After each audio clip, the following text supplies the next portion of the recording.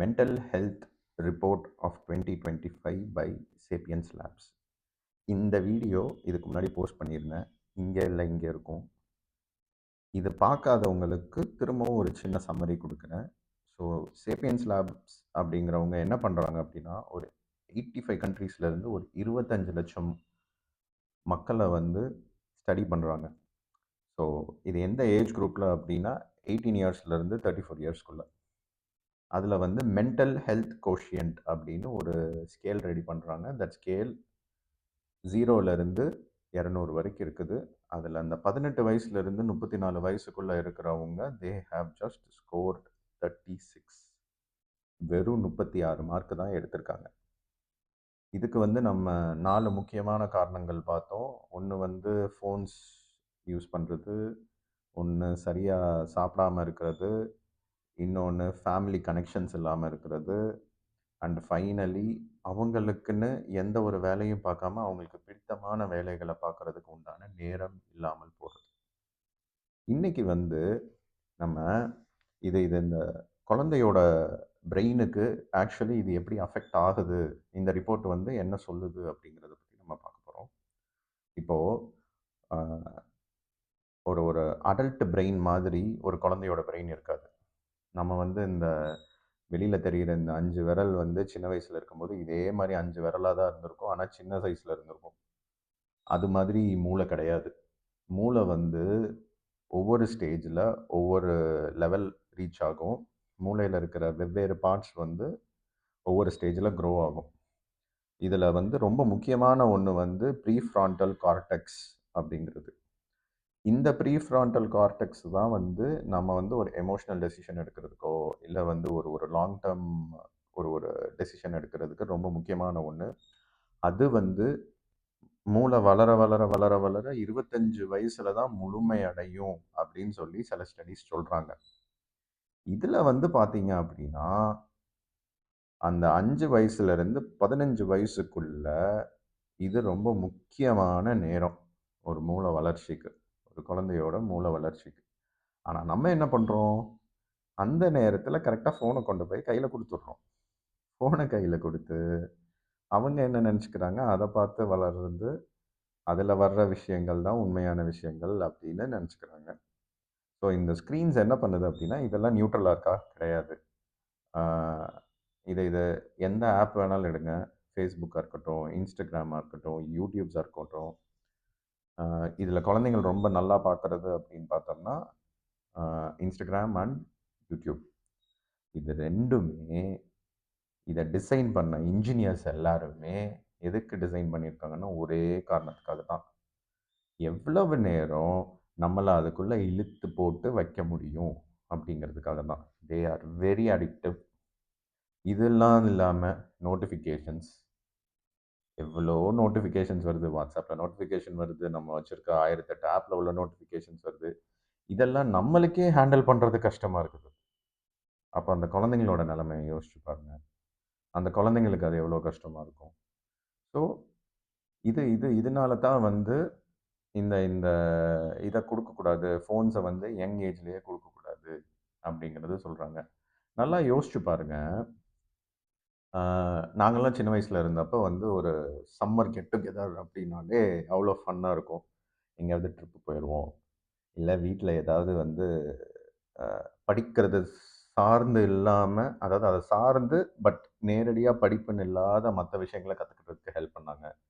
சின்ன வயசுலேயே நாங்கள் பேசிக்ஸ்ன்னு ஒரு ப்ரோக்ராமிங் லாங்குவேஜ் படித்தோம். யோகா கிளாஸஸ் போனோம் சம்மர் கிளாஸஸில். அப்புறம் C++ அதெல்லாம் படிக்க ஆரம்பித்தோம். பட் இதாகலை. அதுக்கடுத்து வேறு என்னெல்லாம் போனோம், ஸ்விம்மிங் கிளாஸஸ் போனோம். எங்களை அம்பாசமுத்திரம் கூப்பிட்டு போயிடுவாங்க. அங்கே ஆற்றுல எல்லா இடத்துலையுமே நம்ம எங்கே போனாலுமே விளையாடுறதுக்கு ஒரு சேர்ந்து பண்ணுறதுக்கு அப்படிங்கிறது மாதிரி நிறையா பண்ணிகிட்டு இருந்தோம். பட் இன்னைக்கு சூழ்நிலையில் நம்ம அதெல்லாம் ரொம்ப குறைச்சிட்டோம். நம்ம ஒரு ஒரு அடல்ட்ஸாக இருக்கிற நம்ம நம்மளோட ஒரு ஒரு பீஸ்ஃபுல் டைம் வேணும் அப்படிங்கிறதுக்காக நம்ம கிட்ஸ் கையில் ஃபோனை கொடுத்துட்டு நம்ம வேலையை பார்த்துட்ருக்குறோம். ஸோ இது பார்த்தீங்கன்னா இதெல்லாம் பண்ணுறதுனால நம்ம ஒரு பேட் பேரண்ட்டாக இருக்கிறோமா அப்படிங்கிறதுனா கிடையாது. நம்ம வந்து we are not bad parents, we are just ill informed parents. நம்மளுக்கு வந்து சரியான அவேர்னஸ் இல்லாமல் நம்ம இதெல்லாம் பண்ணிட்டு இருந்திருக்கோம். நம்ம வந்து ஒரு ஃபோனை கையில் கொடுத்தா வந்து என்ன பெருசாக ஒரு பாதிப்பு வந்துட போகுது அப்படிங்கிற ஒரு நினப்பிலேயே வந்து நம்ம ரொம்ப நாள் கொடுத்துட்டோம். ஸோ அப்படி இருக்கிறப்ப வந்து பார்த்திங்கன்னா, இப்போ இது தெரிஞ்சதுக்கப்புறம் நம்ம என்ன பண்ணணும் அப்படிங்கிறது தான் இன்றைக்கி இருக்கிற கேள்வி. அதுக்காக வந்து 30 வருஷம் பின்னாடி போய் இருக்கிற ஃபோனெல்லாம் வாங்கி ஏதாவது ஒரு ஆற்றுக்குள்ளே வீசுங்க, இல்லைப்பா ஒரு ஒரு கபோர்டுக்குள்ளே பூட்டி வைங்க அப்படிங்கிற பாயிண்ட் எல்லாம் கிடையாது.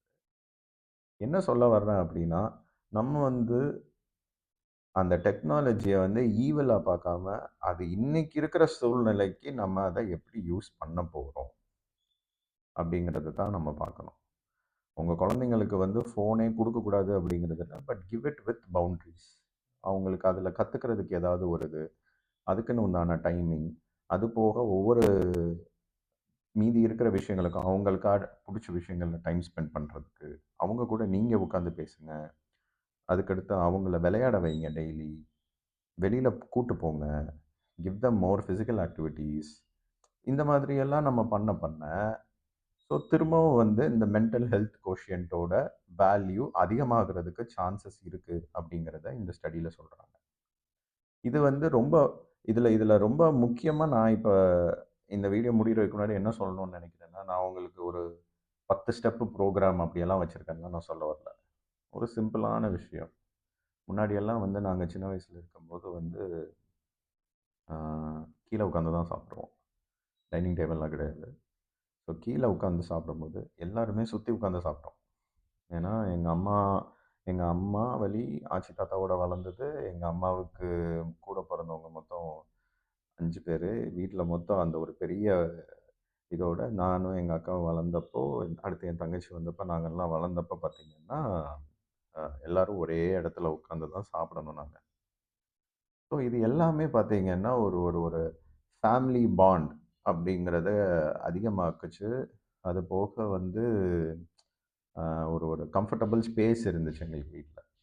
இன்னைக்கு நீங்கள் as a parent in this century நீங்கள் என்ன பண்ணலாம் அப்படின்னா, இன்னைக்கு night sit together with your family and talk to them.